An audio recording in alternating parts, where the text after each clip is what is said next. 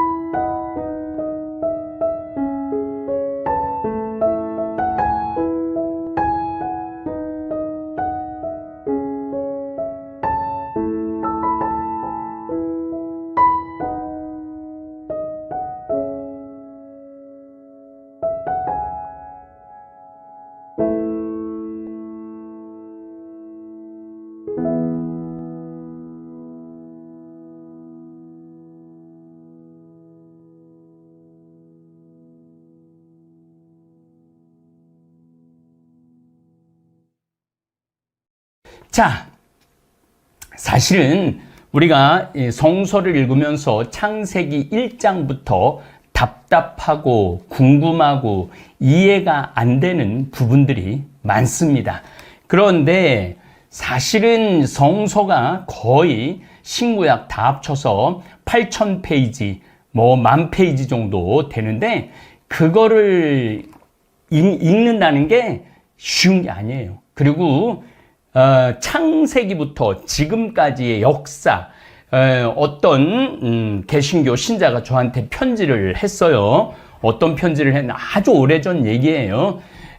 신부님, 이 지구의 역사, 우주의 역사는 6,000년밖에 안 되는데 신부님은 왜 150억 년 전에 빅뱅 이야기를 나누고 46억 년 전에 지구 탄생을 이야기하느냐고 신부님은 이단이라고 이렇게 두껍게 하면서 창세부터 아담과 하와부터 날짜를 쭉 계산해 갖고 6,000년이라고 이렇게 주장하는 분들도 있고 간혹 성서를 작구적 글자 그대로 해석해야 된다. 그래서 작구적 해석을 따르는 그러한 교회 지도자들도 있습니다.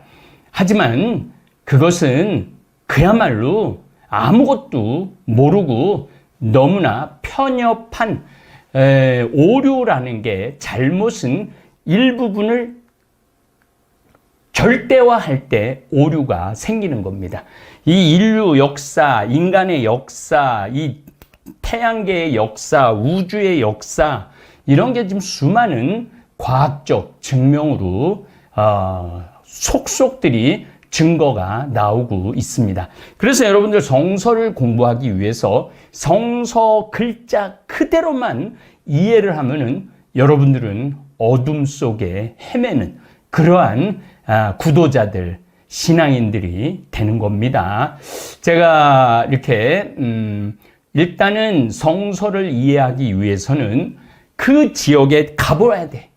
이스라엘도 가보고 이집트도 가보고 이란, 이라크도 가보고 투르키에도 가보고 시리아도 가보고 또 뭐 그리스 이런 데도 다 가봐야지 지중해 뭐 홍해 뭐 흑해 지중해 백해 뭐 이렇게 돼 있어요. 그런데도 다 가보고 날씨 밤의 날씨가 어떤지 낮의 날씨가 어떤지 우기 때가 어떤지 건기 때가 어떤지 그 사람들의 그 중동 사람들의 음식이 먹고 어떤 영향을 미치는지 제가 가끔 농담 삼아 이런 얘기를 합니다. 풀을 먹는 사슴들은 온순합니다. 그러나 고기를 먹는 호랑이나 사자들은 싸납습니다. 사람도 마찬가지입니다. 사람도 풀을 먹는 사람들은 온순하고 고기만 먹는 사람들은 싸나울 수가 있죠. 중동 사람들은 보약이 안 듣습니다. 우리나라가 말하는 보약이 안 듣습니다. 왜냐하면 그 사람들은 양고기, 양젖을 먹기 때문에 기운이 흘러 넘쳐요.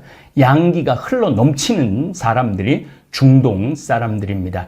우리나라 사람들은 기운이 없어서 신경질도 덜 내는데 그 사람들은 기운이 흘러 넘쳐갖고 그냥 화가 나고 막 뭔가 싸울 때 폭탄을 조끼에 입고 자폭도 서슴지 않는 사람들 성향을 갖고 있죠. 지금 하마스랑 이스라엘이 전쟁을 하고 있죠.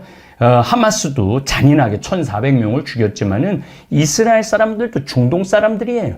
이스라엘 사람들은 더 잔인하게 지금 가자 지구 사람들을 죽이고 있죠. 그게 그 지역의 문화, 날씨, 그 다음에 먹는 음식, 그 사람들의 기질, 이 모든 거를 어느 정도 이해를 해야지 성서를 이해를 할 수가 있어요.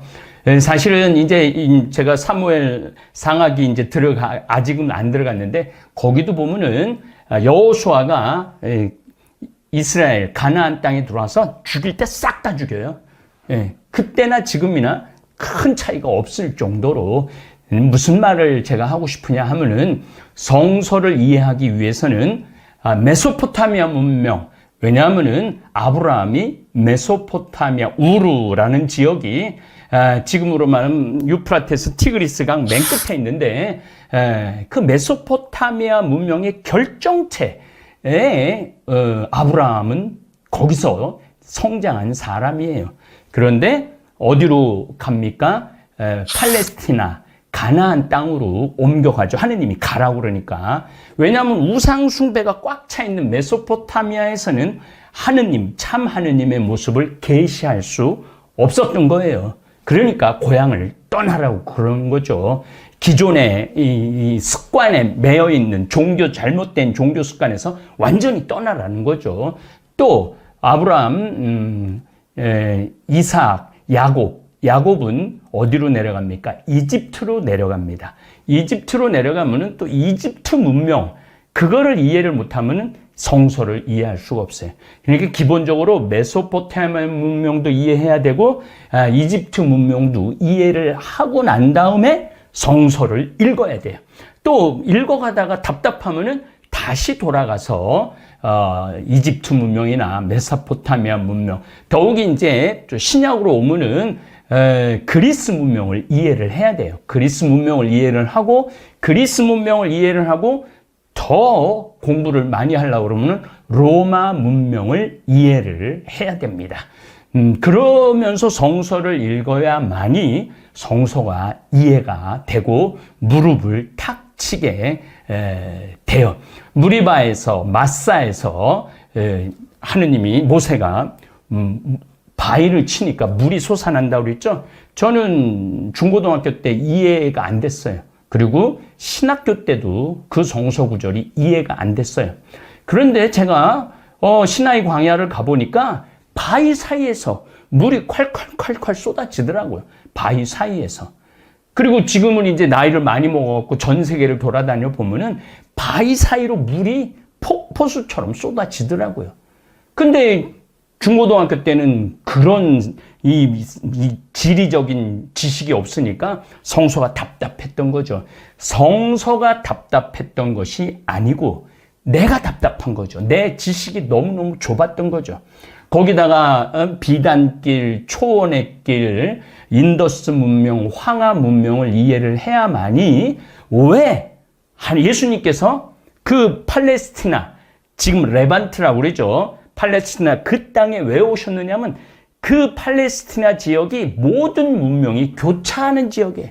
교차하는 지역. 그러니까 모든 문명이 결집되는 지역이에요. 그러니까 지금 팔레스티나의 인더스에서 그 도장이라든지 유리공예라든지 이런 게 다 그다음 비단까지 중국의 비단까지 모이게 된 게 바로 팔레스티나 이 지중해 지역인 거예요. 예수님은 왜 그렇게 뜨거운 중동에 가서 탄생을 하셔갖고 우리가 거기가 모든 문명의 결집되는 장소예요. 정말로 중요. 그래서 중동, 미들 이스트 중간에 있다 이거예요. 정중앙에. 우리가 세계 지도 보면은 중동이 저쪽에 가 있지만은 문명으로는 합쳐지는 것이. 따라서 여러분들이 성서를 정말로 하나하나 되씹고 곱씹고 음미하고 묵상하기 위해서는 인류 문명사를 알아야 돼요. 그것만 알아야 되나요? 천체, 이 별이, 달이, 해가 인간한테 어떤 영향을 미치는지까지도 이해를 어느 정도 해야지 성서가 고개가 끄덕여져 가면서 한 장 한 장 넘길 수가 있는 것입니다. 당연히 문자에 대한 이해도 있어야 되죠. 상형 문자, 세기 문자, 서령 문자, 표음 문자, 이런 모든 문자의 총집합체가 성서입니다. 근데 우리는 그런 걸 잘 모르죠. 잘 모르고 내가 그런 기본적인 지식 없이 성서책만 넘기면은 이걸 덮을 때가, 앞으로 못 나갈 때가 너무나 많죠. 그래서 제가 375편이나 되는 이 어마어마한 양을 강의를 해놨어요. 요건 그렇게 길지도 않고 10분, 20분, 30분 정도 한 강의가 그렇게 돼 있습니다. 뭐 얘기를 든다면은 여러분들이 앞으로 이제 내가 이 강의를 따라가고 싶다. 이거 이제 화면에 다 올릴 거예요. 그래서 요걸 보시고 적어갖고 쭉 따라가시면은 굉장히 도움이 많이 되실 겁니다. 왜 하필 예수님은 1강이 왜 하필 예수님은 2000년 전에 오셨을까? 이게 첫 강의예요. 이게 무슨 내용이냐면은 제일 먼저 인류의 스승으로는 석가모니가 제일 먼저 한 기원전 550년, 그 다음에 공자 기원전 500년, 그 다음에 소크라테스, 그 다음에 그리스 철학, 뭐 아리스토텔레스, 그 다음에 플라톤, 그 다음에 로마까지 와서 예수님이 2000년 전에 오신 거예요. 인류 문명이 처음에는 말도 안 통하고 글자도 없었던 이 시대가 다 지나고 난 다음에 예수님이 오셨을 때는 인간이 하느님의 개념, 하느님을 이해할 때가 가장 맞은 거예요. 그래서 때가 차서 하느님 나라가 다가왔다라고 마르코복음 1장 14절, 15절에 예수님 말씀을 하시는 거죠. 그러니까 왜 하필 예수님은 2000년 전에 오셨을까?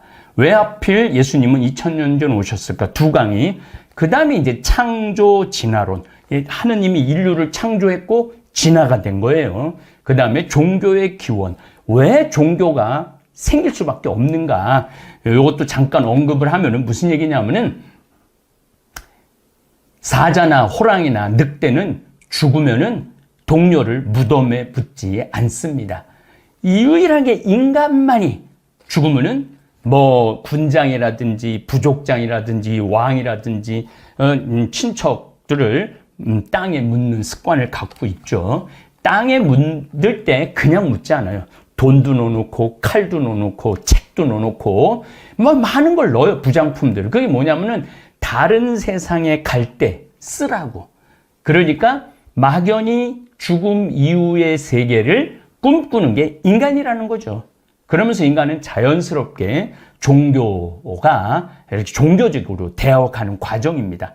그 다음에 이제 청동기 시대, 물론 이제 구석기 시대, 중석기 시대, 신석기 시대, 그 다음에 청동기 시대, 철기 시대, 지금은 철기 시대를 우리가 살고 있죠. 이러한 것들을 알아야만이 그 시대, 구석기 시대는 가장 평화로웠던 시대가 구석기 시대입니다. 왜냐하면 정착을 하지 않고 떠돌아다녔기 때문에 전부 다 평등했어요. 그러나 신석기 시대 정착을 하면서 힘센 사람, 땅 넓은 사람, 농산물 많이 생산하는 사람, 거기다가 또 노예로 떨어지는 사람, 이 굉장한 변화가 있죠. 그러니까 이제 위대한 또 문자가 없었다면은 아마 인류는 이렇게까지 발전하지 못했을 거예요. 그래서 세종대왕님이 위대한 거죠. 그런 준비가 다 끝나고 난 다음에 때가 차서 하느님 나라가 가까이 왔다. 이 얘기가 나오는 겁니다. 그 다음에 이제 아브라함, 모세, 사무엘 예언자, 다윗과 예수 그리스도, 또 이사야와 성모 마리아, 또 주님의 종과 예수 그리스도 고난받는 종, 이렇게 제가 375개를 강의를 준비해 놨어요.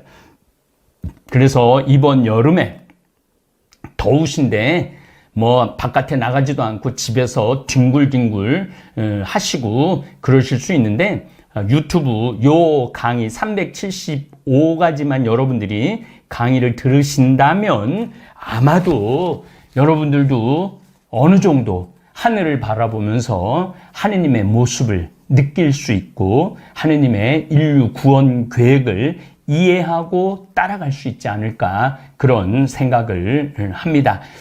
또 제가 평화방송에 황창현 신부와 함께 떠나는 성경 여행이라는 거 24강을 해놨어요. 근데 우리 직원들이 그것도 찾아서 올려놓을 거예요. 그걸 제일 먼저 들으시면은 그 24강만 따라오면은 기본 준비는 되어 있는 겁니다.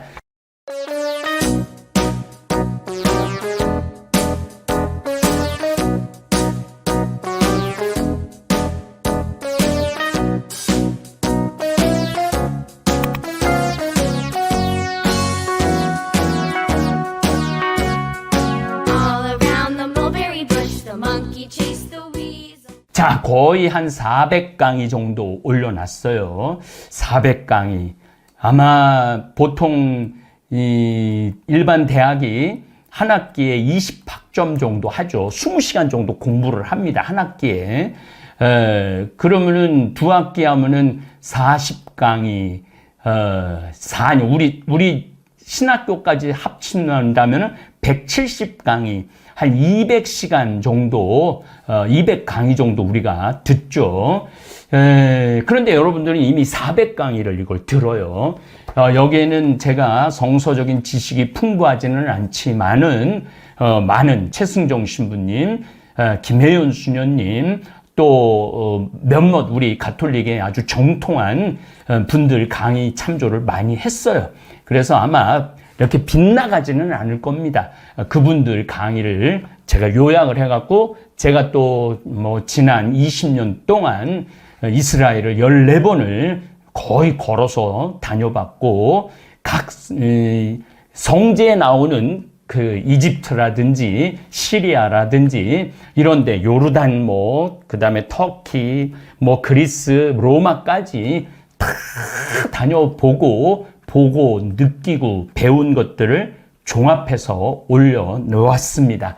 이 강의를 여러분들이 따라오신다면은 그동안 답답했던 거, 또 때로는 지금 신앙이 없는 분들도 성서는 한번 사서 삼경이나 성서는 한 번쯤은 이제 우리 나이쯤 되면은 읽어야 되지 않을까, 공부해야 되지 않을까 그런 생각을 합니다. 요즘 뭐 너무너무 지구온난화 때문에 정신이 하나도 없죠. 뭐 일본도 40도가 넘는다 그러고 인도는 52도, 중국도 50도. 그다음에 중국은 지금 폭우가 쏟아져서 제2의 담수호가 지금 뚝이 무너지고 또 중동도 뭐 살 수 없는, 그래서 지금 글로벌 보일링이라고 그래. 글로벌 워밍, 따뜻해졌다. 글로벌 히팅, 뜨거워진다. 글로벌 보일링, 끓는다. 지금은 지구가 끓고 있습니다. 2030년쯤 이런 일이 본격적으로 벌어질 줄 알았는데 6년 앞당겨진 것 같아요. 그래서 여러분들 좀 복잡할 거예요. 정치는 정치대로 답답하고, 미국은 또 80이 다 된 노인들이 뭐 제정신이 아닌 상태로 뭐 양쪽 다 제가 보기에는 뭐 비슷비슷해 보여요. 양쪽 다 비슷해. 좀 더 젊고 건강한 사람들이 했으면 좋겠는데 어쨌든 하여튼 참 복잡하죠. 우크라이나하고 러시아가 전쟁을 하고 이스라엘하고 하마스가 또 전쟁을 하고 또 요르단하고도 전쟁을 하려고 그러는 것 같아요. 참으로 복잡한, 경제도 안 좋고 답답한 그러한 시대를 살아가고 있는데, 그런 거에 마음 많이 빼앗기지 말고 이 성서 한번 공부 한번 해보시면은 여러분들은 또 새로운 기쁨, 새로운 진리의 세계로 들어설 수 있으리라 생각을 합니다. 저는 이제 내일 이제 잠비아로 떠납니다.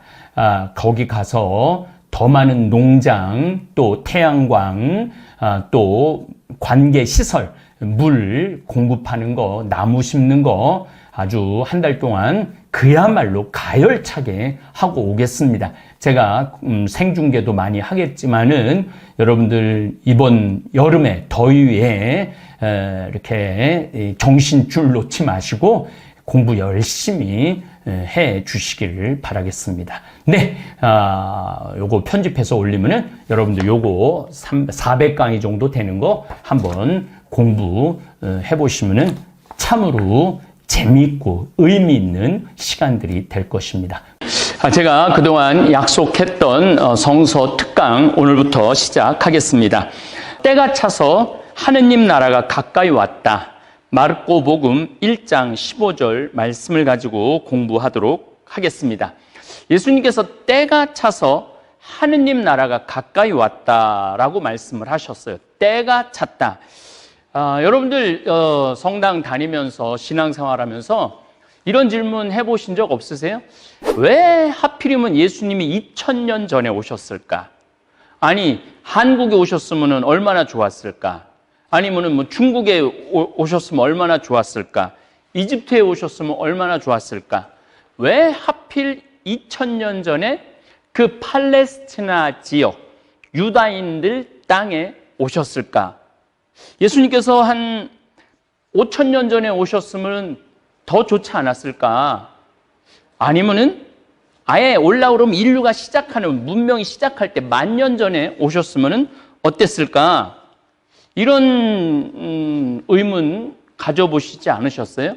뭐 지금으로부터 1,000년 전에 오셨으면 어떠셨을까? 차라리 지금 2000년, 지금 2020년이잖아요. 지금 지금 팬데믹이라고 아주 대전염병이 전 세계를 지금 휩쓸고 있고 혼란스러운데, 이 혼란스러운데 지금 오셨으면 어땠을까? 왜 2000년 전에 때가 차서 하느님 나라가 가까이 왔다. 그 다음 구절이 회개하고 복음을 믿어라 라고 말씀을 하셨는지 우리가 궁금증을 꼭 가질 필요가 있다고 저는 생각합니다. 우리가 이 때를 이해를 해야만이, 예수님이 왜 2000년 전에 오셨어야만 하는 것을 이해해야만이 구약성서 46권, 신약성서 27권, 총 73권에 해당하는 성서를 이해하는데 핵심 포인트가 뭐냐면은 오늘 마르코복음의 1장 15절에 나오는 말씀, 때가 차서 하느님 나라가 가까이 왔다. 이게 참 이해의 분기점입니다. 5,000년 전에 예수님 오셨으면은 예수님의 그 말씀을 다 담을 수가 없었어요. 왜 담을 수가 없었느냐 하면은 5,000년 전에는 문자가 없었어요. 문자. 그리고 지금처럼 이렇게 비디오도 없었고 카메라도 없었고 문자도 없었고 그냥 말만 있었던 거죠. 말만. 거기다가 10,000년 전에 오셨다면은 이건 뭐 예수님 왔다 갔는지도 모를 거예요. 예수라는 분이 이 세상에 왔다 갔을까? 우리 단군 신화의 환웅에서 하늘에서 내려왔다 가신 거 정도, 그 정도밖에 예수님을 담을 수 없었을 거예요. 5,000년 전에도 예수님이 오셨어도 인류한테는 정신적인 영향 미치지 못했고 신앙적인 영향 미치지 못했고 하느님의 나라에 대한 설명하지 못했을 거예요.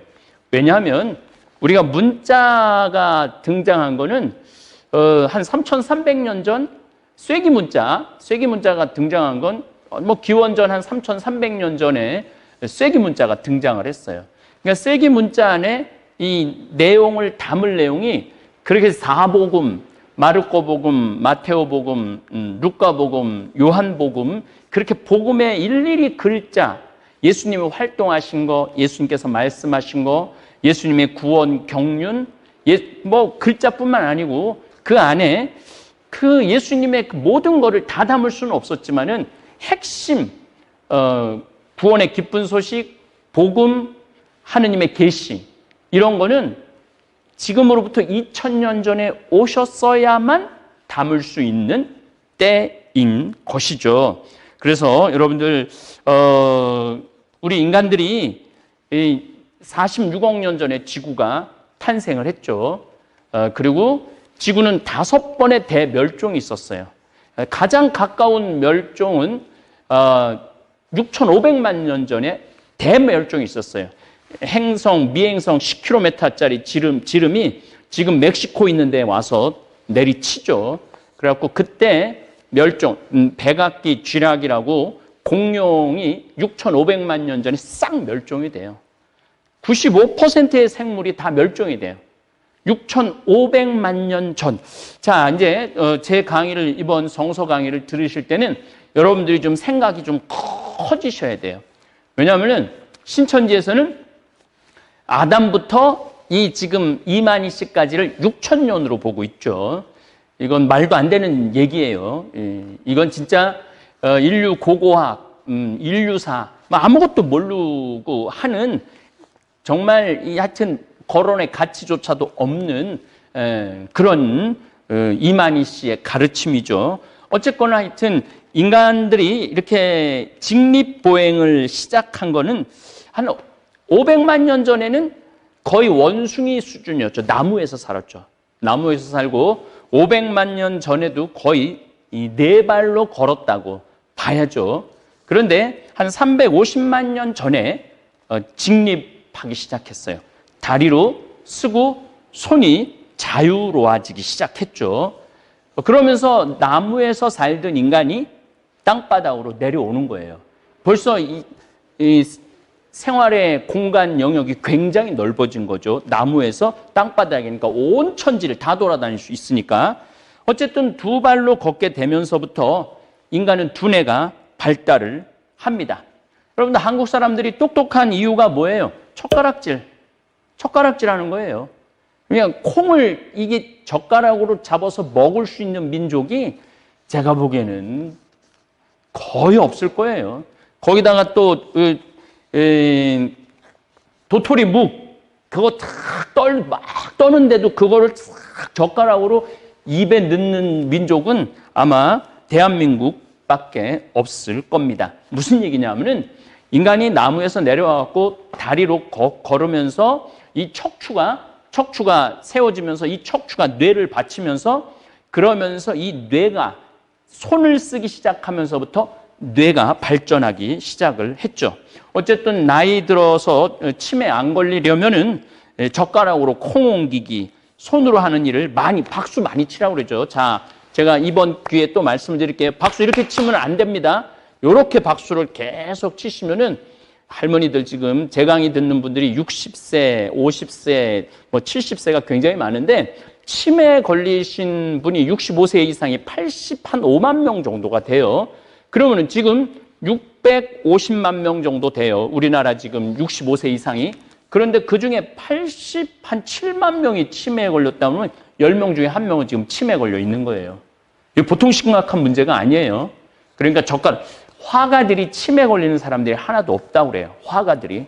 손으로 계속 일을 하기 때문이라고 그럽니다. 어쨌든 곧바로 이 서는 자세는 이렇게 숙여지면은 이게 뇌가 손이 일을 못하기 때문에 뇌가 발전하지를 못한다고 그러죠. 이렇게 직립으로 쓰기 때문에 이 큰 뇌를 우리가 유지할 수 있는 것이라고 그럽니다. 오늘날 인류의 원숭이들과 비교해 보면 우리가 오스트랄로 피테쿠스 호모사피엔스는 10만 년 전이에요. 오스트랄로피테쿠스는 한 200만 년 전, 300만 년 전이죠. 그러니까 인류가 문명이 시작되면서부터 이 뇌는 굉장히 커져요. 여러분들 이해하기 좋으시라고 요게 500cc예요. 오스트랄로피테쿠스는 뇌가 500cc밖에 안 됐어요. 이게 지금 1600, 1700cc 정도 되는 거예요. 여러분들 이 뇌라는 게 굉장히 중요하죠. 여기다 담을 수 있는 지식, 여기가 상상할 수 있는 상상력하고 이 뇌에다가 담을 지식, 이 뇌가 할 수 있는 일은 이건 상상도 못할 만큼 어마어마한 거예요. 우리 뇌가 이만한 거예요. 이 안에 지금 이렇게 동그란 게. 그래서 직립보행을 하면서부터 인간은 뇌가 발전해졌다는 거죠. 이때 예수님이 오셨다면 예수님이 구원의 역사를 우리 인간한테 설명할 수 있으셨을까요? 또 우리 인간이 그때 이 뇌가 요만했을 때 왔을 때 예수님이 말씀하는 걸 우리 인간들이 이해할 수 있었을까요? 절대 그러지 못했을 거예요. 그러니까 그때는 아직 때가 오지 않은 거죠. 직립보행하는 것만 해도 인간한테는 어마어마한 일을 한 거죠. 직립보행을 하고 난 다음부터 우리 인간이 그 다음으로 한 일이 뭐냐면은 익혀먹기 시작했어요. 인류는 불을 사용할 줄 알면서 사슴 같은 경우를 익혀먹으면서 뇌가 급속도로 커집니다. 70만 년 전부터 인간은 사냥한 짐승을 불에 익혀 먹었습니다. 불을 사용한 뒤부터 육류와 고기, 땅에서 캐낸 채소를 익혀 먹게 됩니다. 이 무슨 얘기냐면은 그냥 생고기를 먹었을 때는 전염병에도 오염이 되고 아주 건강에 치명적이었어요. 그런데 고기를 익혀 먹고 구워 먹기 시작하면서부터 더 많은 영양을 섭취할 수 있었고 뇌가 더 많이 발달할 수 있었다는 거죠. 그러니까 뇌가 점점 요만한 뇌가 인간이 직립보행하면서부터 손을 쓰면서 뇌가 커졌고 그 다음에 익혀먹기 시작하면서 뇌가 요만했던 뇌가 점점 커져갖고 10만 년 전에는 이만해진 거예요. 이게 바로 직립보행하고 그 다음에 불을 익혀 먹었을 때예요. 근데 이 불을 익혀 먹었을 때도 예수님이 오셨다고 예수님을 이해할 수 있었을까요? 하느님, 온 우주의 하느님, 그 광활한 정말 우리가 무한하신 하느님을 우리 지금도 여러분들 신앙에서 하느님을 다 이해한다는 건 거짓말이에요. 하느님이 내가 이 신천지 이제 강의 끝냈지만 이만희가 자기 안에 하느님이 임해갖고 활동한다. 이건 있을 수 없는 일이에요. 우리 인간은 하느님을 담을 수가 없어요. 그냥 하느님을 느끼고 하느님을 믿고 우러르는 것 뿐이죠. 어쨌든 이 씹기도 편안하고 소화도, 고기가 부드러우니까 소화도 빨리 되고 영양 섭취도 빨리 된 거죠. 그러면서 점점 인간의 뇌가 커지기 시작한 거죠. 영양 섭취가 좋아지면서 신경세포에 더욱 많은 에너지를 전달하게 되어서 뇌가 점점 커지기 시작합니다. 하느님의 계시를 받아들이기 위해서 인간 역시 고도로 발달된 정신세계가 있어야 되는데 뇌가 커지면서 생각의 크기가 커지기 시작했다고 봐야죠. 그러나 이때도 예수님 오시기에는 너무 빨랐던 거죠. 때가 아직 차지 않았던 거죠. 예수님께서 때가 차서 하느님 나라가 가까이 왔다라고 선언하신 이유는 그냥 때가 찬 게 아니라 하느님의 구원의 역사가 꽉 차서 하느님의 외아들이신 예수님께서 오실 때가 됐다는 거죠. 그러니까 아브라함부터 시작해갖고 말라키 예언자까지 해서 유대인들이 완전하게 안식일과 율법에 대한 이해, 하느님 유일신 하느님에 대한 이해가 꽉 찼을 때 예수님이 오셨던 것입니다. 다시 말씀드려서 2000년 전에 유대인은, 인류는 예수님을 맞이할 준비가 끝난 것입니다. 제가 요 한 구절, 때가 차서 하느님 나라가 가까이 왔다라는 요 한 구절로 아마 10시간을 강의를 할 거예요. 성서는 단 한 구절 가지고도 10시간, 20시간 강의할 수 있는 게 성서입니다. 어쨌거나 하여튼 여러분들 우리 인생에 있어서도 때라는 게 참 중요해요. 여러분들도 이 때를 잘 맞춰야 돼요. 참아야 될 때가 있으면 화를 내야 될 때가 있고 돈을 써야 될 때가 있으면 돈을 아껴야 될 때가 있고 우리 지금은 집 밖에 나가야 될 때예요? 집 밖에 나가지 않고 집에 있어야 될 때예요? 지금 집에 있어야 될 때예요. 왜냐하면 내가 이제 6명으로 이제 줄어들었다고 그래요. 하루 확진자가 조금만 우리 국민들이 더 집에 머무르는 자가격리를 잘한다면은 아마 전 세계에서 지금 이런 나라는 하나도 없어요. 지금 전 세계에서 이렇게 조절을 잘하는 나라가 한 나라도 없어요. 이게 우리 국민들이 때를 잘 알기 때문에 그래요. 저도 지금 벌써 2월 25일부터 오늘 벌써 4월 25일 2달 동안 바깥에 안 나가고 여기 집에 있죠. 그 집에 있으면서 제가 머무를 때라는 걸 알고 여러분들한테 그 전염병에 대한 특강도 하고 신천지에 대한 특강도 하고 또 이 성서 오래전부터 마음에 담아뒀던 이 성서 구절 여러분들하고 나눌 수 있는 때라고 저는 생각을 합니다. 여러분들이 때를 잘못 맞추면 인생이 막 뒤바뀌어요. 막 중학교, 고등학교 때 막 철없을 때 막 여자하고 만나갖고 결혼하고 애 낳고 이래갖고 자기 컴퓨터 게임하고 싶은데 애 울고 막 이러면은 이 때를 잘못 맞춘 거죠. 아직 미성숙한 아이가 성숙한 그런 어른들이 하는 거를 한 거죠. 그러니까 감당하지 못하고 막 아파트에서 던지고 애 굶어 죽이고 때를 못 맞춰서 그래요. 또 죽을 때를 놓치는 분들도 많아요. 저는 그런 생각 정말 많이 해요. 죽을 때를 놓치는 분들 참 많습니다. 한 85, 90 정도 되면은 제가 보기에는 이제 무슨 때냐면 하느님한테 갈 때예요. 그냥 마지막까지 안 죽으려고 고생해가면서 막 여기다가 막 삽입하고 막 코에다가 막 관 넣고 그런다고 해도 그렇게 정말 품위 있게 죽지 못합니다. 그래서 병원에 가갖고 내가 죽을 때가 됐다 그럼 병원에 가갖고 막 생명 유지 장치 막 걸고 막 그러시지 마시고 나는 그냥 편안하게 갈 수 있도록 가족들과 서로 이야기 나누고 서로 이별하고 정말 사랑을 한번 확인하고 그렇게 성숙하게 떠나는 거, 그 때를 잘 아는 분이라는 생각을 저는 합니다. 신앙에도 저는 때가 있다고 생각을 해요. 저는 막 사춘기 시작할 때 성당에 나갔는데 우리는 흔히 사춘기가 되면 질풍노도의 시기라고 생각하고 반항하고 분노하는 시기로만 알고 있는데 이 사춘기를 한문으로 풀어보면은 생각사의 봄춘자예요. 생각이 막 꽃피는 시기가 사춘기입니다. 그래서 생각이 봄의 시기를 맞이한 때라고 볼 수 있어요. 그러니까 이때 아이들은 엄청나게 생각을 많이 해요. 엄청나게. 이때 거룩한 삶, 의미 있는 삶에 대해 고뇌하는 시기예요. 저는 이 사춘기 때 공부 안 하고 마음껏 고뇌했던 것 같아요. 어떻게 하면 내가 인생을 정말 제대로 살까? 어떻게 하면 예수님 보시기 좋은 삶을 살까? 이 중학교, 고등학교 때 저는 성당에서 거의 살았다고 봐야죠. 그래서 이제 때가 차서 하느님 나라가 가까이 왔다. 회개하고 복음을 믿어라. 회개라는 게 뭐냐면 죄를 반성하는 게 아니에요. 삶의 방식을 바꾸는 거예요. 그래서 저는 아예 통째로 삶의 방식을 바꿨던 거죠. 어떻게 바꿨느냐? 내가 신학교 가갖고 하느님의 제자가 되고 하느님의 사제로 살아야 되겠다. 그러니까 저는 중학교, 고등학교 때 일반 대학이라는 개념 자체가 없었어요. 삶의 방향이 완전히 바뀌었기 때문에. 그래서 삶의 방향을 바꾸고 복음을 믿은 거죠.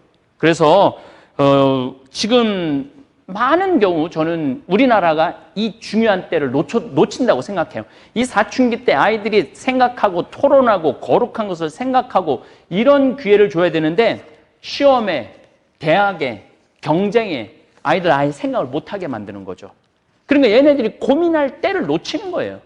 고민할 때를 놓치니까 얘네들이 판단력이 없어지는 거죠. 사춘기 때 아이들이 생각을 안 하니까 거룩한 것에 대한 정의로움에 대한 옳고 그름에 대한 생각을 안 하니까 N번방을 운영하는 애들이 뭐 고등학생도 있고 어디 오히려 고등학생이 더 위에 자리에 있는 운영의 위에 자리에 뭐 조주빈 이런 아이들이 이 사춘기 때 이때 생각에 꽃을 피우지 못했던 거죠. 그래서 우리가 이 때라는 게 참 중요한 것 같아요. 우리가 인생사를 살아가면서 이 때에 대한 시간에 대한 거를 맞출 줄 알면은 참 지혜롭게 살아가는 거 아닌가 그런 생각을 합니다.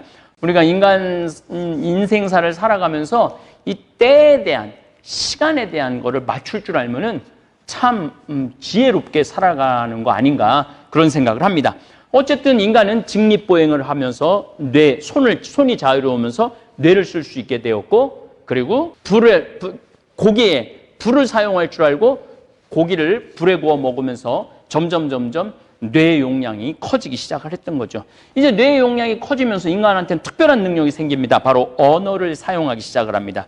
10만 년 전쯤 호모 사피엔스 시대에 들어서서 인간은 말하기 시작해요. 그러면서 서로 소통하기 시작해요. 이거 참 중요한 겁니다. 말을 한다라는 거, 소통한다는 거는 정보를 공유하는 거예요. 내가 하나를 알고 있는데 대화를 하면서 2개, 3개를 알게 되는 거죠. 서로 소통하면서. 여러분들 제가 인터넷 댓글에 많이 봤어요. 제 신천지 강의를 들으면서 자기네들이 몰랐던 거를 너무너무 많이 알게 됐다고 그런 분들이 참 많았어요. 이게 바로 소통이고 정보 공유죠. 그래서 인간한테 말이라는 거는 이거 최고의 선물 중에 하나입니다. 다른 동물들은 소리는 내지만 말을 못합니다. 사람들은 다양한 언어를 만들어 씀으로써 복잡한 내용의 일들이나 이웃 사람들 또 우리 공동체 또 자식들한테 요때 되니까 사슴이 많이 이쪽으로 이동하더라. 요때 되니까 들소들이 저쪽에 많이 모이더라. 이런 정보를 공유하기 시작한 거죠. 이렇게 직립보행, 언어의 사용은 인간을 다른 동물들과 구별짓는 뚜렷한 특징입니다. 그래서 이 세 가지를 인류의 3대 특징이라고 말할 수 있습니다.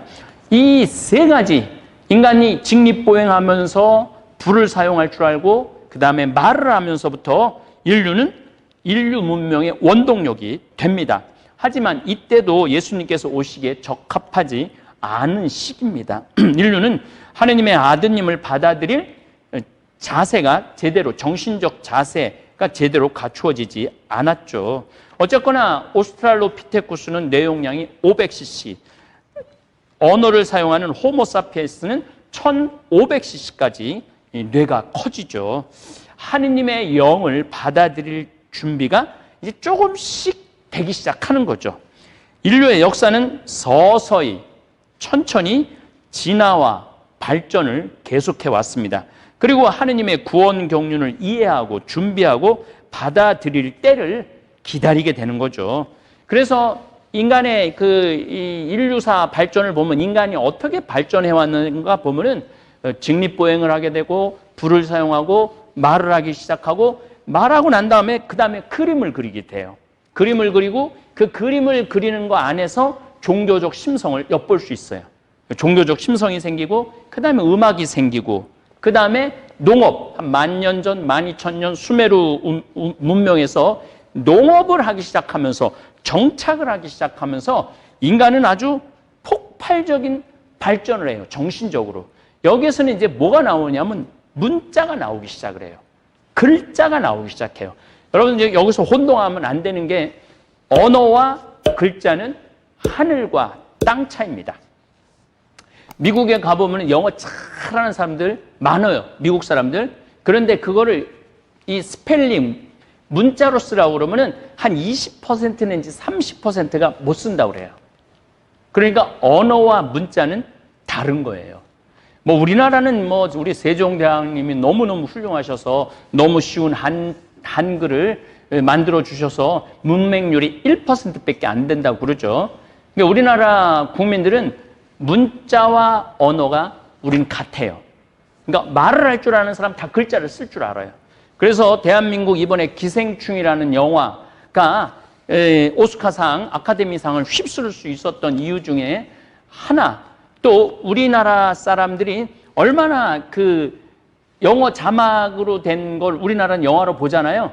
그러니까 우리나라는 그 영어를 보면서 해석한 자막을 그대로 머릿속에 들어오는 능력이 있다고 그래요. 대한민국 사람들은. 그런데 미국 사람들은 그 자막하고 이거하고 이걸 합쳐서 못 본다고 그래요. 그러니까 언어와 문자의 그게 그렇게 다른 겁니다. 어쨌든 인간은 농업을 하고 난 다음에 문자를 쓰게 되고 그 다음에 농업이 되고 난 다음에 뭐가 생기느냐 하면 도시가 생겨요. 도시가 생기고 그 다음에 도시에서 뭔가를 통제하기 위해서 세금을 받아들이기 위해서는 숫자라는 개념이 생기죠. 그 다음에 이제 돈이 많이 생기고 일하는 사람 따로 정신적인 사람 따로 있으면서 귀족이 있고 왕이 있고 또 거기에 철학하는 사람들이 있는 거죠. 그러면서 철학이 나오는 거예요. 이런 이 순서가 그 철학의 끝, 그 다음에 종교 생활의 끝에 누가 오시느냐면 예수님이 오시는 거예요. 그러니까 석가모니 예수님 오시기 500년 전에 오셨죠. 그 다음에 소크라테스 한 370, 80년 전, 공자님도 한 40년 전에 예수님, 조로아스터라는 페르시아의 페르시아의 짜라투스트라, 영어 발음은 짜라투스트라는 이렇게 말했다. 니체가 그런 책을 썼죠. 어쨌든 조로아스터도 뭐 500년에서 한 600년 예수님 탄생 그 전에 와요. 그러니까 소크라테스, 공자님, 뭐 부처님, 조로아스터 모든 사람들이 이미 이제 정신적인 그러한 게 영역이 굉장히 많이 넓어지죠. 그 정신적인 영역이 굉장히 넓어진 상태에서 예수님이 오신 거예요. 그러니까 예수님이 때가 차서 하느님 나라가 가까이 왔다. 이거는 어마어마한 말씀인 것입니다. 예수님은 어느 정도 발전한 문명과 하느님의 개념을 담을 수 있는 언어가 발달하고 이게 히브리어가 완전히 예수님 올 때 히라버 완전히 예수님 올 때 거의 완성됩니다. 그래서 예수님 말씀, 행적, 가르치심 이런 거를 히라보로 다 적을 수 있었던 거예요. 이 히라보는 또 제가 나중에 분명하게 설명을 좀 자세하게 드리겠지만은 헬레니즘 영향 때문에 히라보가 온 지중해 지역에 다 퍼졌던 거예요. 그래서 바오로 사도, 마르코, 루카, 요한, 마테오가 다 히라보로 성서를 쓸 수 있었던 것이죠. 그러니까 그런 때가 준비가, 언어도 준비가 되고 문화도 준비가 되고 이 정신적인 세계도 준비가 되고 더욱이 하느님에 대한 개념도 아브라함부터 시작해갖고 한 1700년, 1800년 동안 서서히 하느님을 알아가기 시작한 거죠. 그래서 이제 하느님에 대한 개념도 예수님이 올 때 거의 아주 정확하진 않았지만 아주 어렴풋하게 예언자들의 가르침까지 다 합쳐서 하느님의 개념이 이 유대인들이 어느 정도 잡혀 있었던 거예요. 그러니까 예수님이 이제 그때가 돼서 완전한 계신 예수님이 이 세상에 오신 것입니다. 어쨌든 우리 하느님과 우리의 관계를 좀 쉽게 제가 여러분들한테 풀어서 말씀드리자면 부모와 자식의 관계로 이해하면 아주 쉽습니다. 여러분들 자식들 처음 집에서 태어나면 무엇부터 가르칩니까? 가르칩니까? 안 가르치죠. 배고파서 울면 먹을 거 주고, 아파서 울면은 얼러 주고, 애도 엄마하고 아빠하고 태어나갖고 바로 소통하는 거 아니잖아요.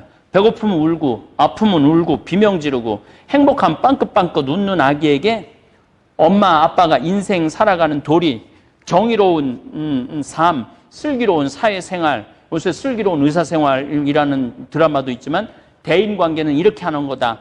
그 다음에 너 공부 잘해야 굶어 죽지 않는다. 너 인생이 얼마나 고통스러운지 알아? 사랑은 눈물의 씨앗이야. 머리 검은 짐승에게는 잘하는 게 아니야. 일본 사람이랑 한국 사람이랑은 수천 년 동안 원수로 지냈어. 이런 말 하는 사람 한 명도 없을 거예요. 빵긋빵긋 10개월 된 아이한테 막 태어난 아이와 소통의 순서를 생각하면 하느님과 우리와 관계도 이해하기가 훨씬 쉽습니다. 아기는 누워있다가 나중에 직립보행을 합니다. 아장아장 걷죠. 걷는데 한 1년 정도 걸리죠. 음식 익힌 거 먹습니다. 그리고 생후 12개월 지나야 겨우 엄마, 아빠라는 말을 합니다. 애가 태어나갖고 막 엄마하고 대화하는 애는 하나도 없어요. 아브라함을 하느님이 부르지만 그냥 복을 주고 자손을 많게 하고 민족을 큰 민족을 만들어준다고 그랬지 거기에 막 복잡한 개념 하나도 없어요. 하느님의 이름을 유대인이 부르기 시작한 거는 거의 500년, 600년이 지난 모세 시대에 와서 모세가 80살에 하느님한테 불림을 받으죠. 너 이집트의 유대인들 지금 400년 동안 종살이하고 있는데 가서 이제 데리고 약속의 땅으로 가나안으로 데리고 가라. 그러니까 모세가 물어보죠. 아니 내가 당신 이름도 모르는데 무슨 명목으로 그 사람들한테 하느님 이름도 모르는데 하느님의 시켰다고 그러느냐고. 그러니까 그때 비로소 예수님께서는 나는 있는 자 그로다. I am who I am. 그러죠. 이게 뭐냐면은 나는 있는 자 그로다가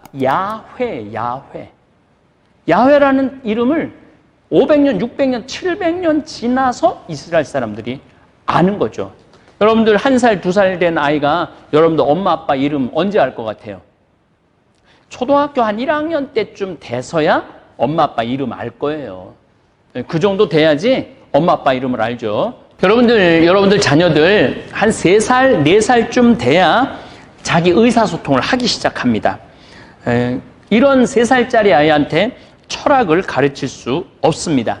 아이는 태어나자마자 말을 배우고 그림을 그리고 8살쯤 돼서 문자를 배웁니다. 물론 요즘 조기교육 때문에 막 4살, 5살도 가르치긴 하는데 그거는 아이에 대한 폭력이죠. 폭력. 아이는 뛰어놀고 신나게 그 인류의 과정처럼 그렇게 자라야 되는 거예요. 근데 우리가 지금 대한민국 부모들이 잘못하고 있는 거죠. 이런 이 인생을 살아가면서 복잡한 개념에 대한 이해는 중학교, 고등학교, 대학에 가서야 논리학, 인식론, 뭐 고대 철학, 근대 철학, 현대 철학, 종교사, 이 세상사를 얘기하는 거죠. 이게 바로 때. 인간이 하느님을 알아가는 과정, 이거 쉬운 거 아니에요. 여러분들 세례받았다고 하느님을 다 아는 게 아니에요. 세례받았다고 신앙의 신비를 다 아는 거 아니에요. 하느님을 알아가는 과정이 우리한테 다 있어요. 하느님의 마음을 이해하고 하느님이 어떤 존재인지, 이게 아기가 엄마 아빠 없으면은 못 살잖아요. 1살짜리가 세상에 태어나고 엄마 아빠 없으면 어떻게 살아? 못 살죠. 인간도 사실은 하느님 없이는 못 사는 거예요. 우리가 하느님의 이 섭리 안에서, 하느님의 보살핌 안에서 살아가는 거죠. 하지만 아기는 엄마 아빠의 역할을 이해하지 못합니다. 서서히 자라면서 엄마 아빠가 좋고 엄마 아빠를 믿죠. 그래서 보통 한 3살, 4살 된 아이가, 우리 지금 여기 지금 촬영하는 김 과장도 그런 얘기 많이 하는데, 애가 이 목마를 아빠가 태워주면은 이게 지금 거의 2m 높이에서 애 시선은 2m야, 2m. 그런데 애들이 까르르 웃는 이유는 뭐냐면 믿기 때문이에요. 이 아빠가 나를 떨어뜨리지 않을 거라는 걸 믿기 때문에. 그게 바로 믿음이고 사랑인 거예요. 우리가 이 세상을 살아가면서 하느님에 대해서 알지 못하지만은 하느님이 나를 보살피고 계시고 내가 하느님의 섭리 안에서 살고 있다는 걸 믿을 때 웃을 수 있는 거예요. 못 믿으면은 그때는 우리가 웃고 살기가 쉽지 않은 거죠. 서서히 자라면서 엄마 아빠가 좋고 필요하고 가정이라는 테두리를 알아갑니다. 인류가 하느님을 처음부터 완전히 이해하지 못해요. 오스트랄로피테쿠스 이해하지 못해요. 호모사피엔스 이해하지 못합니다. 그리고 수메르 사람들 하느님에 대한 개념 이해하지 못합니다. 그리고 이제 메소포타미아 문명, 이집트 문명, 황하 문명, 인더스 문명, 이런 문명이 막 발원이 됐을 때도 그때 이제 질문을 하는 거죠. 이게 인간이 어디에서 왔지? 어디로 갈까? 인간이 죽고 난 다음에 세계는 어떨까? 인간은 이렇게 뭐 착하게 살고 행복하게 사는 사람은 좋은 데 가지 않을까? 저렇게 악한 놈들은 죽어서 벌 받지 않을까? 점점 정신적인 영역, 영적인 영역이 커진 거죠. 그래서 엄마 아빠가 없으면 불안하고 두려운 것처럼 하느님의 존재에 대해서 느끼기 시작하면서 하느님에 대한 존경, 경외, 때로는 두려움도 생겨요. 왜 두려움이 생기느냐 하면 내가 나쁜 짓 할 때 하느님이, 우리는 그거를 하느님의 상, 이마고 데이라고 그래요. 우리 인간 안에는 다 뭐가 있느냐면 하느님의 이미지가 있어요. 왜 그러냐? 하느님이 그렇게 우리의 모습을 닮은 인간을 만들자, 그렇게 하시잖아요. 그러니까 우리들 이 마음 안에는 하느님의 본성이 있는 거예요. 그래서 그 본성을 어길 때, 어그러뜨릴 때 내가 괴롭고 두렵고 그런 감정이 생기는 거죠. 어쨌든 예수님께서 1000년 전, 5000년 전에 인간에게 오시기에는 인간의 준비가 안 된 겁니다. 딱 2000년 전에 때가 찬 겁니다. 그래서 예수님은 때가 차서 하느님 나라가 가까이 왔다라는 엄청나게 신비한 선언을 하시는 겁니다. 자, 인간들이 이제 여러분들 직립했죠. 직립보행했죠. 서서 다니기 시작했죠. 그 다음에 불을 사용할 줄 알게 됐죠. 그리고 불로 고기를 구워먹고 야채를 익혀 먹었죠. 그 다음에 말하기 시작했죠. 그 다음에 인간의 순서는 뭐냐면 그림을 그리기 시작해요. 이 동굴벽화를 보면은 어떤 문명이든지 시기적으로, 이건 지금 호주에서도 마찬가지고 인디안도 마찬가지고 하다못해 파푸아 뉴기니도 마찬가지고 언어 글자가 나오기 전에 반드시 그림이 나옵니다. 그래서 인간은 머릿속에 새겨진 여러 가지 이미지를 그리기 시작해요. 인간의 위대한 진보이죠. 여러분들 자녀들 태어나갖고 글자 먼저 쓰는 애는 없을 거예요. 종이하고 연필을 주면은 뭐든지 그리잖아요. 그 그림, 이게 참 재미나요. 정말 흥미진진하죠. 아기도 글자를 쓰기 전에 먼저 도화지에 뭔가를 그리는 것과 같은 똑같은 성장 과정을 인류가 겪는 거죠. 인간들은 자신들이 보고 듣고 생각하고 말하고 난 다음에 자신의 마음을 표현하기 위해서 문자가 생기기 전에 동굴에다 벽화를 그리기 시작해요. 구석기 시대 때. 우리가 이제 구석기, 중석기, 신석기, 그 다음에 청동시기, 철기 이렇게 문명이 나눠집니다. 제가 조금씩 설명을 드릴 겁니다. 유명한 동굴이 있죠. 알타미라 동굴 벽화. 18,500년에서 14,000년경에 스페인 북부에서 그려진 건데 1879년에 발견이 됐어요. 우리가 인류 역사를 딱 6,000년으로 그걸 계산한 학자가 있어요. 그리고 저한테도 그 6,000년 한 이만큼 개신교 신자가 이렇게 아담부터 연수를 계산한 걸 이만큼 보냈던 적이 있었습니다.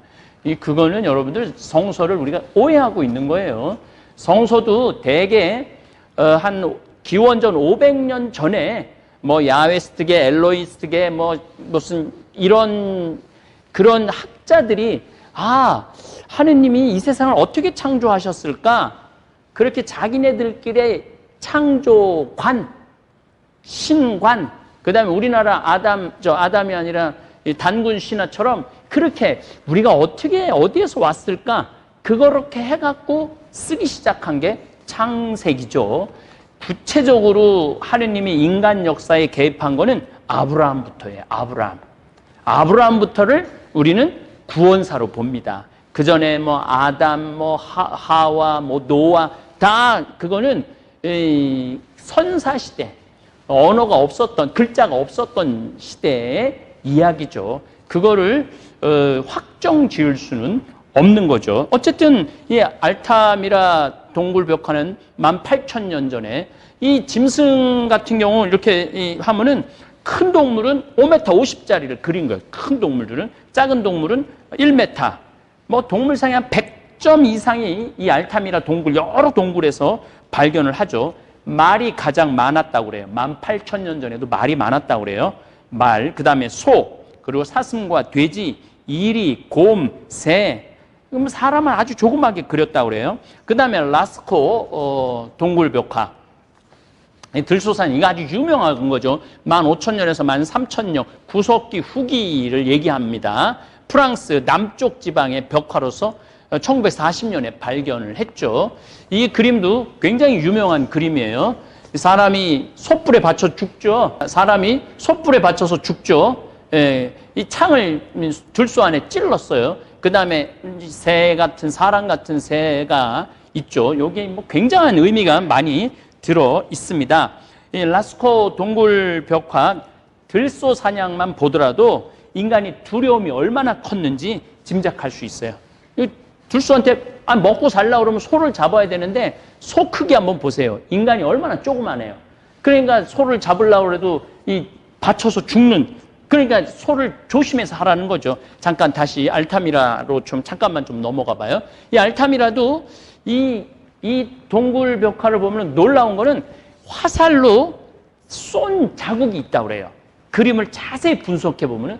그러니까 여기서 모여갖고 너희들 저렇게 큰 짐승들이니까 조심해라 그러고 어떻게 하면 잡을 수 있느냐, 여기서 화살로 연습까지 할 정도로 굉장히 이 공동체 생활이 발전하기 시작했죠. 그림을 그리면서부터는 정보를 공유하는 게 더 많아진 거예요.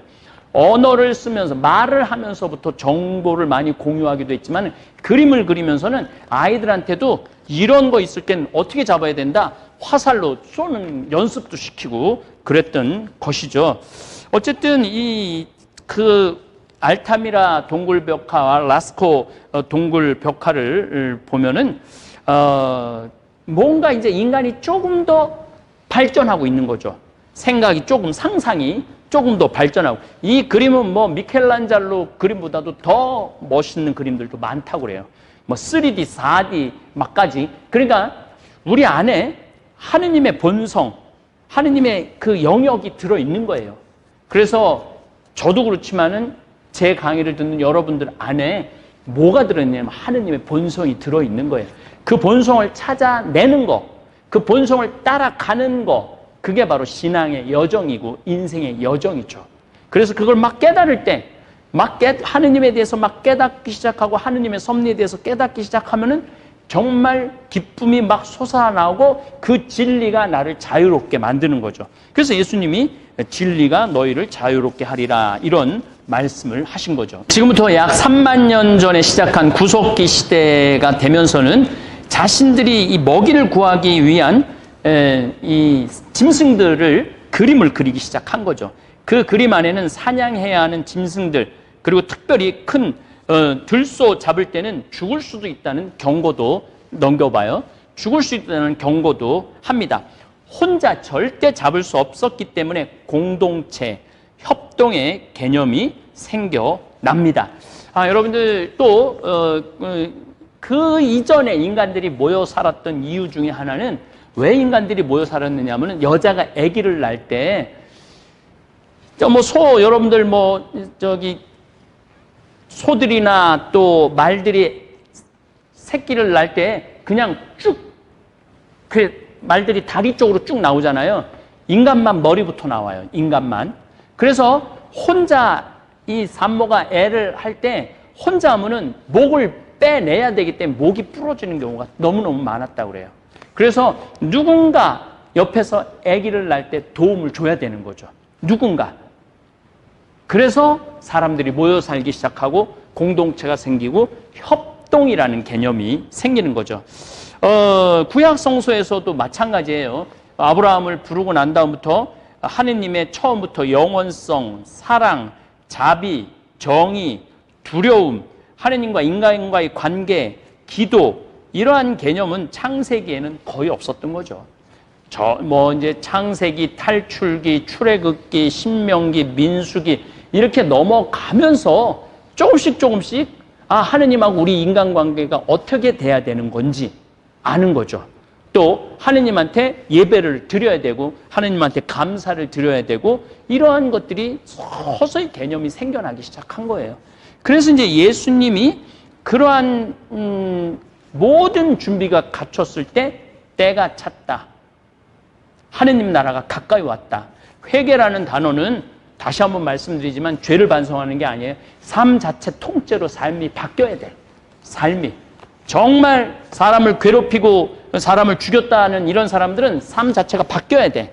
그 다음에 그 N번방에 초등학교, 중고등학교 정말 어린 아이들한테 성착취로, 협박으로 걔네들 평생 길에 얼굴 한번 못 내고 그런 두려움, 이런 삶에서 완전히 바뀌는 거.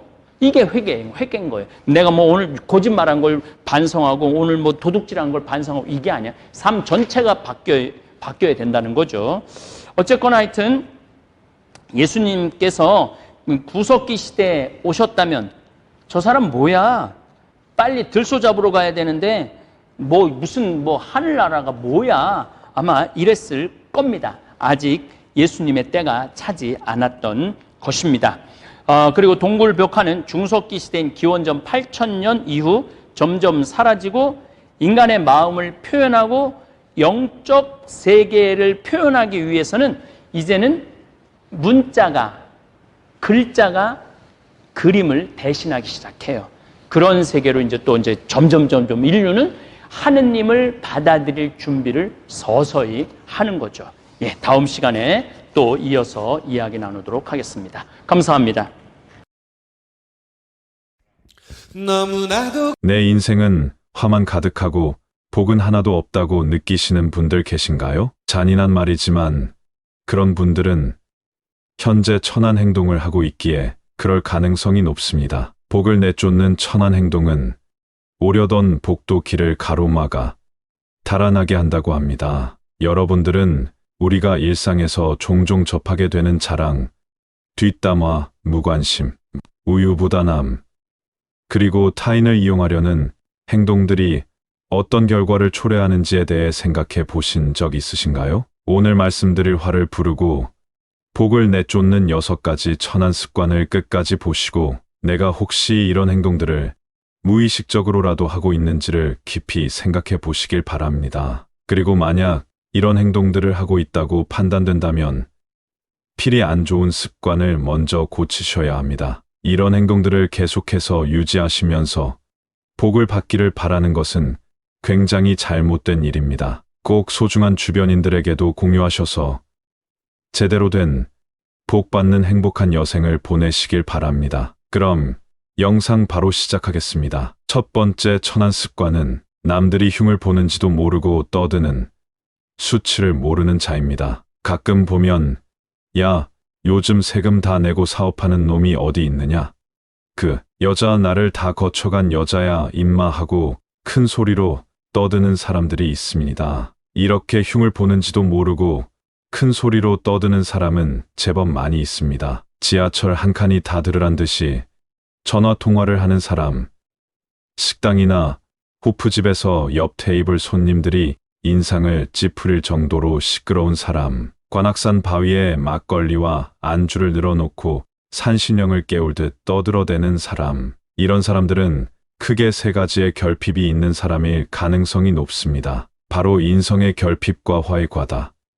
그리고 부정적인 유년운이지요. 인성의 결핍은 타인과 불균형을 이루며 이해심과 포용심이 부족하게 만듭니다. 그리고 적당한 화는 열정과 활동력을 상징하지만 이런 화가 과하게 된다면 분노와 충동적인 행동을 초래하게 됩니다. 사주에서는 화가 지나치게 많거나 통제되지 않는 경우 사람들은 자신의 감정을 제어하는 데 실패하고 충동적으로 남을 비판하거나 흉보는 행동을 할 가능성이 높다고 합니다. 그리고 이런 감정의 불균형은 개인적인 불화뿐만 아니라 대인 관계에서 문제를 만들어 결국 나에게 화를 부르는 아주 안 좋은 결과를 종종 만들어냅니다. 마지막으로 부정적인 유년운입니다. 불행하거나 부정적인 어린 시절의 경험, 특히 가정교육과 안 좋은 환경은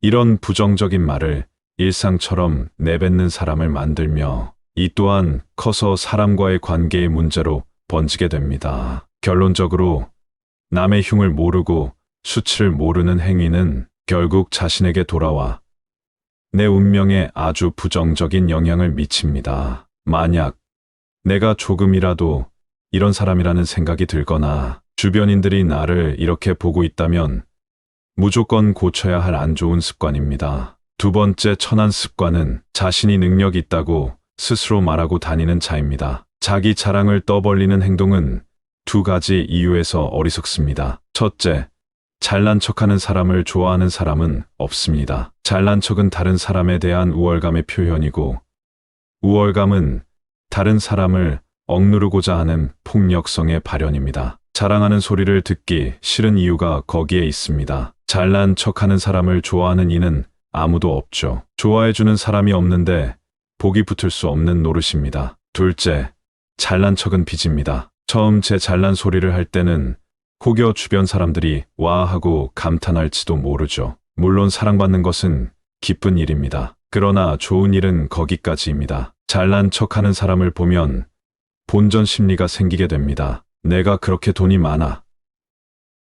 그럼 내가 쏘면 되겠네. 내가 그렇게 힘이 있다면서 나 하나 못 도와주느냐. 말에 책임을 지지 않으면 체면이 서지 않습니다. 그러므로 잘난 척을 하면 빚 갚을 일이 생기는 것과 같습니다. 결국 이런 사람들은 다른 사람들과의 불필요한 갈등을 촉발하고 결국 자신의 사회적 관계와 인간관계에 해를 끼칠 수 있습니다. 여러분, 어리석은 사람에게 복이 붙을 리가 없습니다. 이는 천한 행동입니다. 하지만 악의가 없고 좌중을 즐겁게 하는 어린아이처럼 순수한 자기 자랑은 다른 이야기입니다. 세 번째 천한 습관은 옆 사람은 곤란을 겪는데 피식피식 웃으며 딴청하는 어리석은 자입니다. 인간은 인간 사이에서 서로 더불어 살아가기 때문에 인간이라고 합니다. 이런 이유로 특별히 중요시되는 덕목은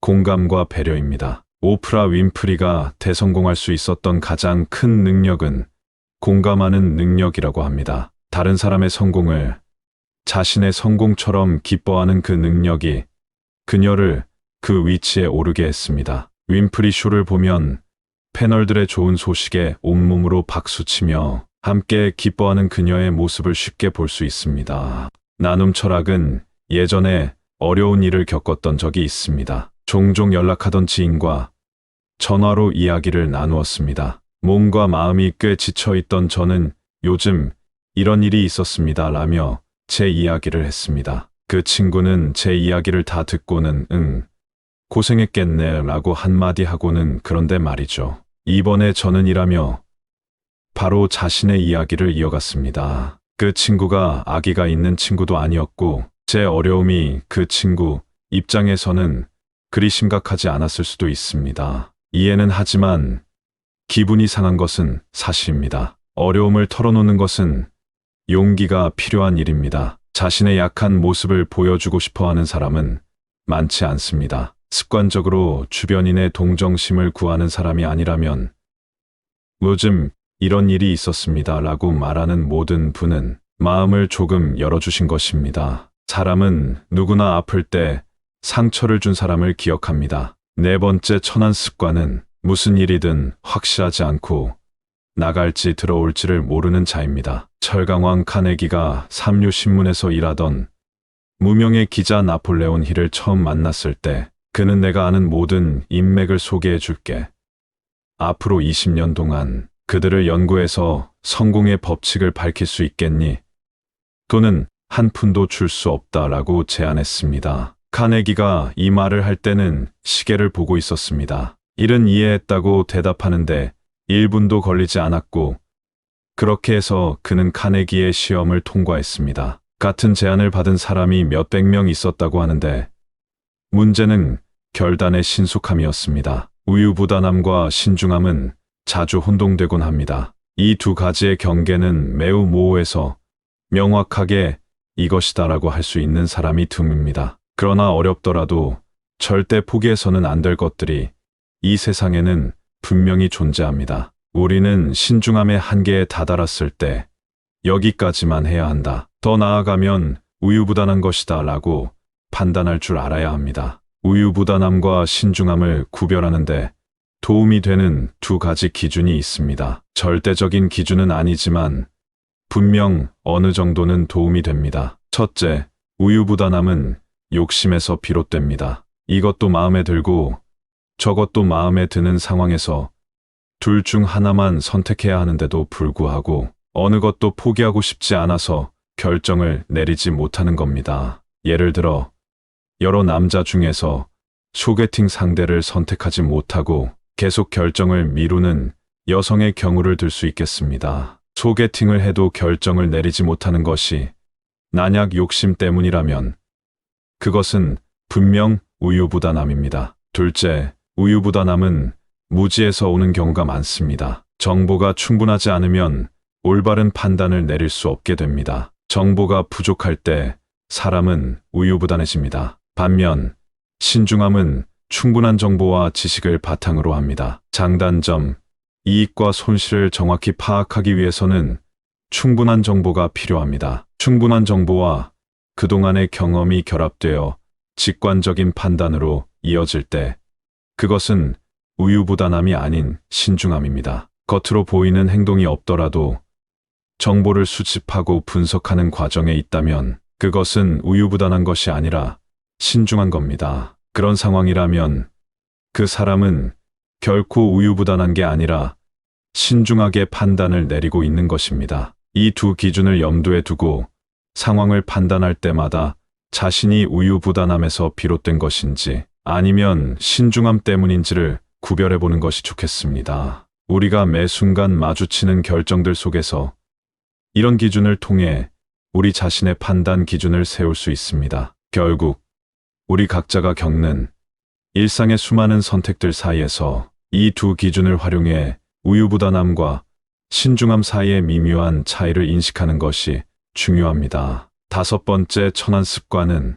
남이 안 되는 걸 바라면서 헐뜯는 자입니다. 인간이 비참해지면 다른 사람의 불행에서 기쁨을 찾는 것밖에 남지 않는다고 합니다. 남의 나쁜 소문을 퍼뜨리는 사람은 품격이 낮습니다. 비록 뒷담화가 즐거울 수 있지만 그런 이야기를 나눈 사람들은 결코 신뢰를 받지 못합니다. 뒷담화를 즐기는 사람은 자신이 없는 곳에서는 자신에 대한 이야기도 마찬가지로 할 것이 뻔하기 때문입니다. 뒷담화 자체가 품격이 낮다면 실패하기를 바라면서 남의 흉을 보는 사람은 말할 것도 없습니다. 큰 인물 중에서 험담을 즐기는 이는 없습니다. 사람이 모이는 곳마다 권력 관계가 생기고 힘이 동등하지 않기 때문에 정치가 발생합니다. 정치판에서 모사와 험담이 하나의 무기로 쓰인다는 것을 모르는 것은 아닙니다. 돈이 모이는 곳에 시장이 형성되고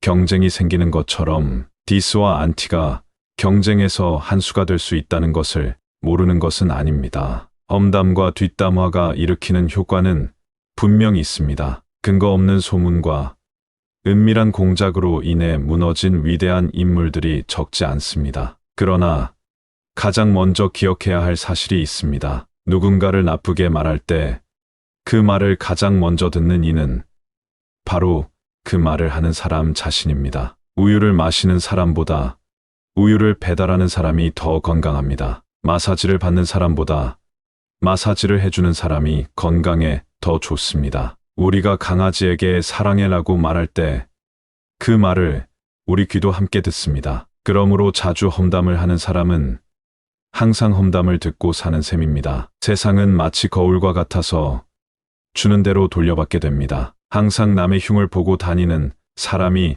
좋은 운을 가질 리 없습니다. 따라서 항상 남에 대해 나쁜 말만 하는 사람은 그 나쁜 말을 자신의 귀로도 계속 듣고 있게 됩니다. 이는 마음의 건강에도 좋지 않은 영향을 끼칩니다. 세상에서 우리가 내뱉는 말이 바로 우리 자신에게 돌아오게 마련입니다. 따라서 남의 험담을 일삼는 것은 결국 자신에게 해가 되는 일입니다. 사람들 사이에서 신뢰를 잃게 만드는 것은 물론이고 자신의 마음에도 부정적인 영향을 미칩니다. 남의 험담을 하는 것보다는 좋은 이야기, 긍정적인 이야기를 나누는 것이 훨씬 더 바람직합니다. 우리가 긍정적인 말을 할 때 그 말은 우리 자신에게도 좋은 영향을 미치고 주변 사람들에게도 긍정적인 에너지를 전달합니다. 결국 우리가 세상에 내뱉는 말이 우리 자신의 삶에도 타인의 삶에도 중요한 영향을 미칩니다. 이처럼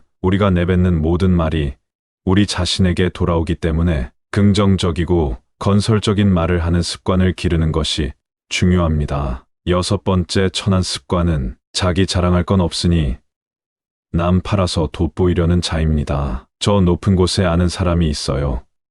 제 친한 친구가 검찰청에 근무하고 있죠. 이렇게 말하는 사람들은 다른 사람을 이용해 자신을 과시하려는 사람들입니다. 그래서 자기를 자랑하는 사람이 천하게 여겨지는 이유가 바로 여기에도 해당됩니다. 거기에 더해 한 가지 사실이 더 있습니다. 남을 이용해 자신을 돋보이게 하려는 사람은 전형적인 누가 봐도 여우가 호랑이 힘을 빌려 쓰는 격입니다. 이런 행동은 결국 스스로를 여우라고 밝히는 것과 같습니다. 자기 자랑을 할 만한 것이 전혀 없다는 의미이죠. 자신의 것이 전혀 없기에 아는 사람이나 먼 친척을 끌어들이려는 걸까요? 어리석은 여우가 호랑이의 힘을 빌리려 하지만 지켜보는 이들 눈에는 그저 마른 여우 새끼만 분명하게 보입니다. 아는 사람 중에라는 말은 아예 하지 않는 편이 더 낫습니다. 여기까지 오늘 우리는 화를 부르는 6가지 천한 습관들에 대해 알아봤습니다. 남의 흉을 보는 행위부터 자랑, 공감 부족, 결단력 결여, 남의 실패를 바라는 마음, 그리고 남을 이용해 자신을 돋보이게 하는 행위까지 이 모든 것들은 우리 인간관계에 해를 끼치고 결국 우리 자신에게 돌아오는 부정적인 결과를 초래합니다. 하지만 이 모든 것들은 시작일 뿐입니다. 이 천한 습관들로 인해 쓸데없는 고집과 거짓말을 일삼기 시작하면 그 행동들은 눈덩이처럼 불어나 결국 나조차도 감당할 수 없는 큰 거짓을 품게 됩니다. 내 자존심과 자존감을 지키는 것도 중요하지만 이런 불행한 아집으로 불행한 여생을 보내지 말아야 합니다. 그러니 혹시라도 이 영상을 보시는 분들이 이런 천한 습관을 가지고 있다면 필히 고치시고 복을 받을 수 있는 준비된 사람이 되길 기도하겠습니다. 항상 나눔 철학을 사랑해 주셔서 감사합니다. 이후 더 좋은 영상으로 여러분들에게 나타나겠습니다. 감사합니다.